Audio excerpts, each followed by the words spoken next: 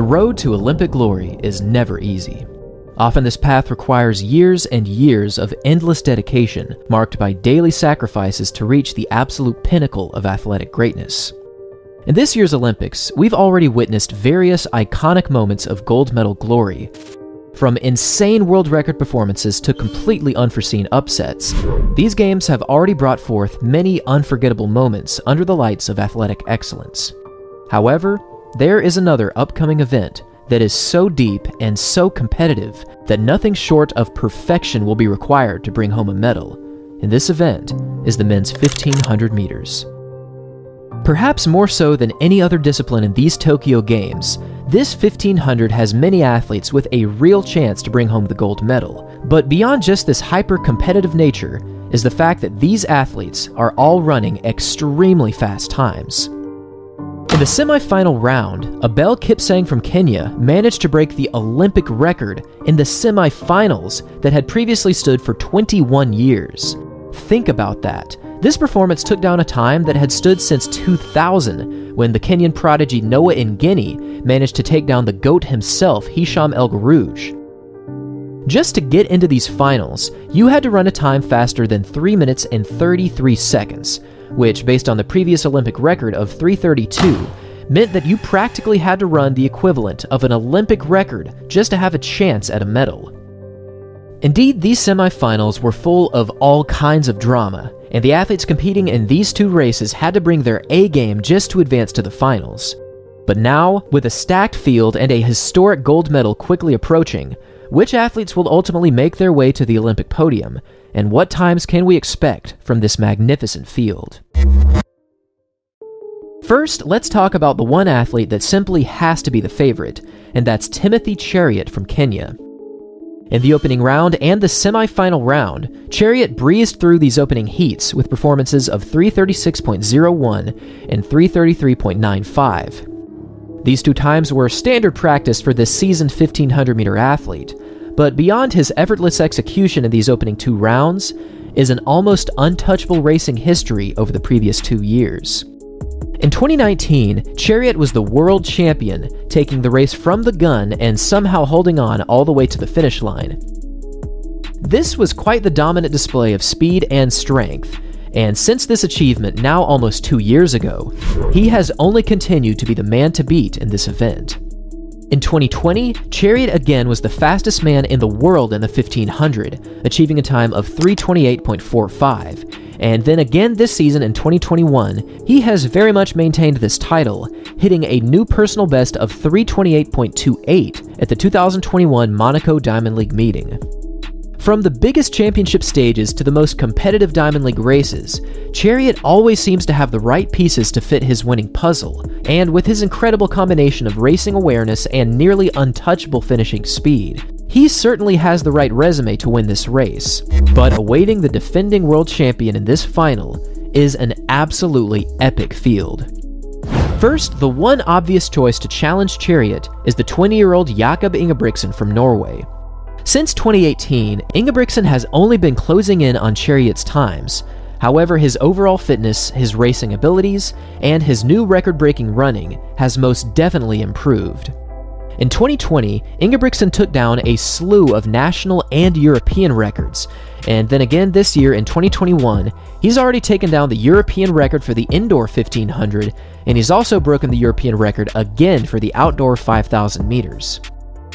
Back in the 2019 World Championships, the then 19-year-old Jakob fell just short of making the podium in both the 1500 and the 5000. However, since that time, his abilities across the board have unequivocally improved, so if Jakob finds himself in the right place in the right time come the Olympic final, he has a solid chance at making the Olympic podium. Next, let's take a look at the dynamic duo from Great Britain, Jake Wightman and Josh Kerr. To put it simply, these two have been absolutely crushing it this season. For Wightman, his seasonal bests have been solid, hitting very fast times in the 800, the 1500, and in the 1 mile run. And the exact same thing can be said for Josh Kerr, whose middle distance times this season have been very solid. What really sets these two apart, however, is their finishing speed. At this year's national championships, These two battled all the way to the line, and they both hit times of 3 minutes and 40 seconds. However, en route to hitting this time, they both hit a final 400 meters of right around 51 seconds. I don't care what time you're running, if you can run a final 400 meters in a 1500 meter race in 51 seconds, you're going places. And for these two, that place very well could be the Olympic podium. Next, let's take a look at the only American moving into these finals, and that's another 20-year-old athlete, Cole Hocker from the University of Oregon. Now, this has been an extremely long season for Cole Hocker, and he's done very well both in his indoor and outdoor campaigns. But what is quite incredible about this athlete is that his times have only gotten faster as his season has been progressing.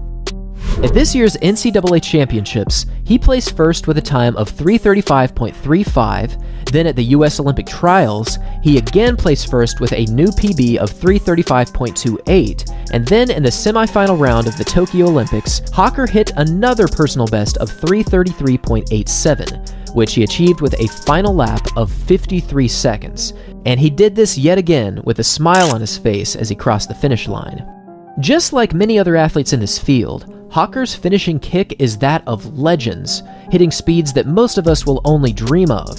And if he can find himself anywhere near the lead with 200 meters to run, I very much see Hocker as a medal threat come these finals.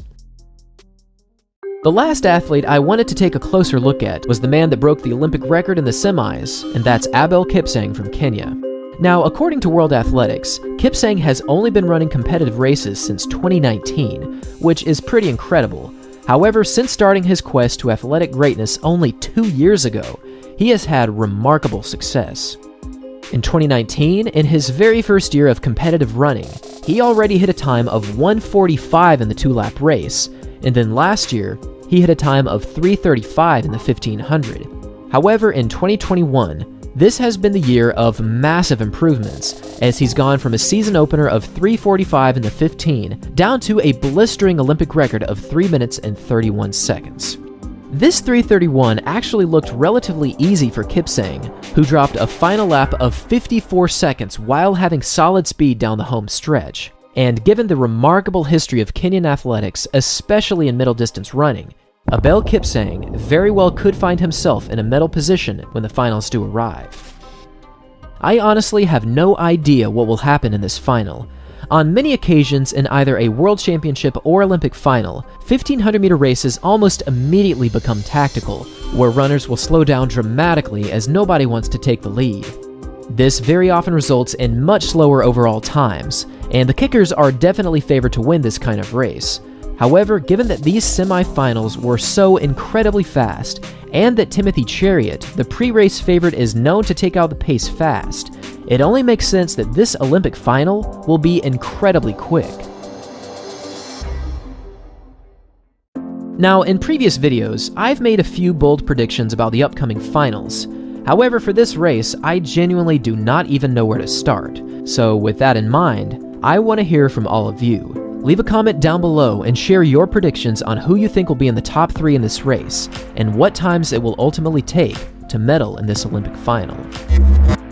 Thanks for watching, everyone, and as always, until next time.